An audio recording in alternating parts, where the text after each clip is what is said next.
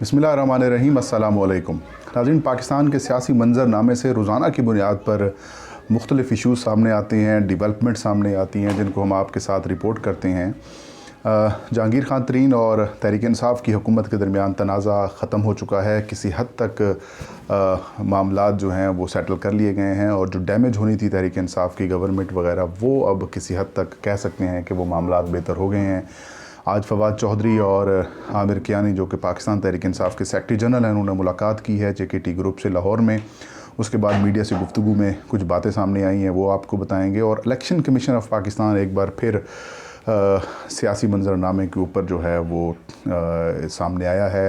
हुकूमत और election commission of Pakistan के दरमियान कुछ तनाज़ा सामने आया है। एक ट्वीट ने हलचल पैदा कर दी है। आपको अंदर की कहानी बताएंगे कि ट्वीट किसके कहने के ऊपर की गई, और एक सहाफ़ी तलत हुसैन साहब, जिनकी ट्वीट शेयर की गई जिसमें उन्होंने अपना वीलॉग किया था, और उसमें इलेक्ट्रॉनिक वोटिंग मशीनों को लेकर उन्होंने हुकूमत के ऊपर काफ़ी ज़्यादा तनकीद की थी। इसे महंगा कहा था अपने ट्वीट में, अपने वीलॉग में। इसको इलेक्शन कमीशन ने शेयर किया। बाद में इस ट्वीट को उन्होंने इलेक्शन कमीशन ने अपने ऑफिशियल हैंडल से डिलीट कर दिया। अंदर की क्या ख़बर है ये आपके साथ शेयर करेंगे। आज दिन को तकरीबन 12 बजे के करीब इलेक्शन कमीशन ऑफ पाकिस्तान की एक ट्वीट जो है वो उसके ऑफिशियल ट्विटर हैंडल से की गई, जिसमें उन्होंने तलत हुसैन को ख़ुद टैग भी किया, और उनका जो वीलॉग है जो कि इलेक्ट्रॉनिक वोटिंग मशीन से मुतालिक है, उसको उन्होंने अपने ट्विटर के ऊपर शेयर कर दिया। इस वीलॉग में तलत हुसैन ने इलेक्ट्रॉनिक वोटिंग मशीनें, जो कि वफाकी हुकूमत चाहती है कि आम इंतखाबात को साफ़, शफाफ और मुनसफ़ाना बनाने के लिए जो इक़दामात लिए जा रहे हैं, उनमें से एक इक़दाम इलेक्ट्रॉनिक वोटिंग मशीन का यूज़ है। फवाद चौधरी और बिलखसूस वज़ारत साइंस एंड टेक्नोलॉजी और पाकिस्तान के जो दीगर इदारे हैं, इन्होंने इलेक्ट्रॉनिक वोटिंग मशीन बनाई है। फवाद चौधरी कहते हैं कि ये इंटरनेट फ्री है। बाकी ममालिक में ये जो मशीनें होती हैं वो इंटरनेट के साथ मुंसलिक होती हैं, जिसकी वजह से उनको हैक करने के जो इम्कानात हैं वो बहुत ज़्यादा होते हैं।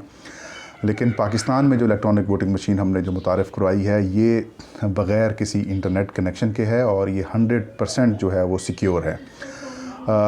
2017 में जब मुस्लिम लीग नून की हुकूमत ने इलेक्शन एक्ट लाया था, उससे पहले 2 साल तक तकरीबन इंतखाबी इस्लाहात होती रहीं, तो उसमें एक ज़ैली कमेटी बनाई थी हुकूमत ने और उस पार्लिमानी कमेटी ने, जिसकी सरबराही मौजूदा सदर डॉक्टर आरिफ अलवी, उस वक्त वो MNA थे, उनकी सरबराही में कमेटी बनाई गई थी। शीरी मज़ारी उसमें शामिल थी, अनुषा रहमान शामिल थी, और भी कुछ लोग शामिल थे। इलेक्शन कमीशन ऑफ पाकिस्तान के IT विंग के जो हुकाम थे वो भी इस कमेटी का हिस्सा थे, और इन्होंने एक थर्ड पार्टी फिजिबिलिटी रिपोर्ट भी बनवाई थी, जो कि UNDP के जो इलेक्टोरल एक्सपर्ट्स हैं उनसे ये बनवाई थी। और उस रिपोर्ट के मुताबिक जो इलेक्ट्रॉनिक वोटिंग मशीन है और ओवरसीज़ वोटिंग है, उन्होंने इसे नाकाबिले अमल करार दिया था। ताहम उन्होंने कहा था कि इसके तजर्बात किए जा सकते हैं, मैस लेवल के ऊपर नहीं, मैसिव लेवल के ऊपर नहीं, बल्कि जिस तरीके से बार कौंसल्स के इलेक्शंस होते हैं, प्रेस क्लब्स के इलेक्शंस होते हैं, या फिर जो आप कह सकते हैं पाकिस्तान इंजीनियरिंग कौंसिल के इलेक्शन होते हैं, या फिर जो मुख्तलिफ़ छोटी बॉडीज़ हैं उनके जो इलेक्शंस होते हैं, वहाँ पर इसके टेस्ट किए जाएँ, और इसके टेस्ट अगर की रिपोर्ट ठीक आती है और कहीं पर भी मशीन का इस्तेमाल जो है वो ख़राब नज़र नहीं आता, और कहीं पर हैकिंग के इम्कानात नज़र नहीं आते, तो फिर इसको आप जनरल इलेक्शंस में इसका इस्तेमाल कर सकते हैं। बाई इलेक्शंस में भी महदूद पैमाने के ऊपर इसका इस्तेमाल किया जा सकता है। फिर उसके बाद हमने देखा कि इलेक्शन कमीशन ने मुख्तलिफ़ ज़िमनी इंतखाबात में इलेक्ट्रॉनिक वोटिंग मशीन का इस्तेमाल किया, बायोमेट्रिक वोटिंग वेरिफिकेशन मशीन का भी इस्तेमाल किया, ओवरसीज़ वोटिंग का भी तजर्बा किया। लेकिन इलेक्शन कमीशन का कहना है कि वो सारे तजर्बात नाकाम रहे, और इसके ऊपर उन्होंने कहा कि हमने अपनी मुख्तलिफ़ किस्म की जो रिपोर्ट्स हैं वो भी पार्लियामेंट को भेजी हुई हैं। इलेक्शन एक्ट के मुताबिक अब पार्लियामेंट जो है वो इसको डिस्कस ही नहीं कर पा रही, लिहाजा जब तक वो डिस्कशन नहीं होगी, कुछ उनके ऊपर इनपुट नहीं आता, तब तक हम इसको आगे नहीं बढ़ा सकते। 20 मई को इलेक्शन कमीशन का इस हवाले से नाज़रीन एक इजलास भी होता है chief election commissioner Sikandar Sultan Raja की सरबराही में, और इसके बाद एक प्रेस रिलीज़ जारी की जाती है, उसमें सेक्रेटरी इलेक्शन कमीशन की सरबराही में और IT विंग के कुछ हुकाम की उनके मावनत करेंगे। एक कमेटी बनाती है, और कमेटी अब तक जो इलेक्शन कमीशन ने इलेक्ट्रॉनिक वोटिंग मशीन और ओवरसीज़ वोटिंग के ऊपर काम किया है उसकी तमाम डिटेल इकट्ठी करेगी, और इलेक्शन कमीशन ने वफाकी हुकूमत को ये हिदायत की है کہ وہ جو نئی الیکٹرانک ووٹنگ مشین ہے جو حکومت نے بنائی ہے یا پھر وزارت سائنس اینڈ ٹیکنالوجی اور دیگر ذیلی اداروں نے بنائی ہے اس کے اوپر ایک ڈیمو ہمیں دیں. ہمیں اچھا لگے گا یا پھر ہم اس سے مطمئن ہوئے تو پھر اس کا استعمال کرنے کے حوالے سے ہم آگے پیش رفت کر سکتے ہیں. اب حکومت نے اس کے اوپر اپنا ڈیمو بھی دینا ہے اور الیکشن کمیشن کا یہ کہنا ہے کہ کیونکہ عام انتخابات ہوں یا پھر کوئی بھی انتخاب ہو اس میں شفافیت یقینی ہونی چاہیے اور اس پہ تحمل سے احتیاط سے کام لینا چاہیے کیونکہ یہ آئندہ کے مستقبل کا معاملہ ہے. لیکن آج کی جو ٹویٹ آئی ہے ناظرین وہ اس نے 20 مئی کو الیکشن کمیشن کے موقف کی بالکل نفی کی ہے. الیکشن کمیشن آف پاکستان کے آفیشیل ٹویٹر ہینڈل پر جو ٹویٹ جاری کی گئی ہے اس میں صحافی طلعت حسین کا جو ویلاگ ہے اگر اس کو آپ دیکھیں تو اس میں انہوں نے حکومت کے اوپر تنقید کی ہے. الیکٹرانک ووٹنگ مشین کو کہا ہے کہ یہ ناقابل استعمال ہے, یہ کہا ہے کہ ناقابل بھروسہ ہے اور سب سے اہم بات یہ مہنگی ہے. بھئی اگر حکومت پیسے عوام کے پیسے اگر حکومت دے رہی ہے, اگر انویسٹمنٹ آپ کو دی جا رہی ہے تو پھر آپ صاف شفاف منصفانہ الیکشن کی راہ میں روڑے کیوں اٹکا رہے ہیں. طلعت حسین صاحب کا بیک گراؤنڈ بھی یہی ہے, جب سے تحریک انصاف کی حکومت آئی ہے اور تب سے ہی وہ چینل سے آف ایئر ہیں یا پھر یوں کہیں کہ کوئی چینل ان کو ان کے پاس کوئی چینل نہیں ہے, پروگرام نہیں کرتے, لیکن آج کل وہ صرف یوٹیوب پر ویلاگ کرتے ہیں. تو ان کا تو ایک کلیئرلی سٹانس ہے کہ وہ اینٹی پی ٹی آئی ہوئے ہیں, اینٹی اسٹیبلشمنٹ بھی ہیں اور پرو پی ایم ایل این یا پھر پیپلز پارٹی کہتے ہیں جو بھی ہے. ان کے اوپر یہ الزامات لگائے جا رہے ہیں کہ ان کی جو ویڈیوز ہوتی ہیں ان میں بھی ون سائیڈڈ موقف ہوتا ہے, اوپنلی وہ بات یا نیوٹرل انداز میں وہ بات نہیں کرتے. تو جب یہ معاملہ سامنے آیا, یہ ٹویٹ آئی, تو پھر ہم نے الیکشن کمیشن سے رجوع کیا کہ کیا یہ الیکشن کمیشن آف پاکستان کا آفیشیل ورژن ہے. تو الیکشن کمیشن آف پاکستان سے یہ کہا گیا کہ ٹویٹ ہم نے ڈیلیٹ کر دی ہے. 2 گھنٹے بعد ٹویٹ یہ ڈیلیٹ کی گئی اور یہ کہا گیا کہ یہ غلطی سے شیئر کر دی گئی ہے اور اسے آفیشیل ورژن ہی سمجھا جائے. میں نے معاملے کی کھوج لگائی اور مجھے انفارمیشن ملی کہ یہ ٹویٹ چیف الیکشن کمشنر کے کہنے کے اوپر ٹویٹر ہینڈل کے اوپر شیئر کی گئی اور تاکہ لوگوں کو بتایا جا سکے. بعد میں جب معاملہ بڑھتا دیکھا ٹی وی چینلز نے اسے رپورٹ کیا, بجائے کہ بھی آپ حکومت کے ساتھ کنسلٹیشن کریں, الیکٹورل ایکسپرٹس کے ساتھ کنسلٹیشن کریں, لیکن آپ نے پہلے ہی اس نظام کو یا پھر اس مشینوں کو متنازع بنانا شروع کر دیا ہے.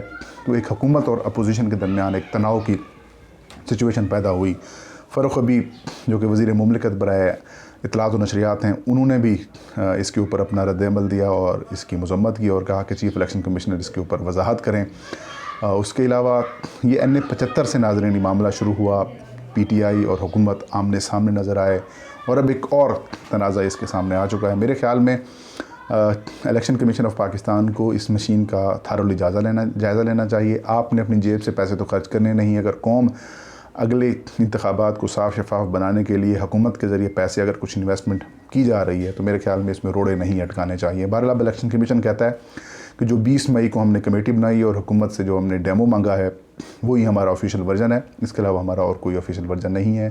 یہ ٹویٹ صریحاً غلطی کے اوپر تھی, لیکن یہ سارا کچھ جان بوجھ کے کیا گیا میری اطلاعات کے مطابق.